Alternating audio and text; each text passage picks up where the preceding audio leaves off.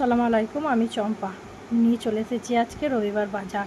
কলমি শাক, ডাঁটা, মিষ্টি কুমড়ো, পটল, উচ্ছে, বেগুন, কুমড়ো, পেঁপে, ক্যাপসিকাম, গাজর আর নিয়ে নিয়েছি ফুলকপি, 2 রকমের মাছ, রুই মাছ আর ল্যাঠা মাছ।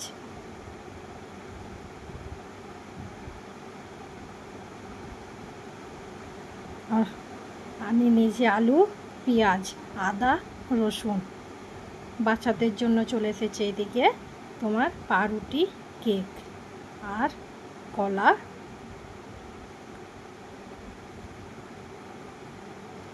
কমলা লেবু। এই হলো আজকের আমার রবিবারের বাজার।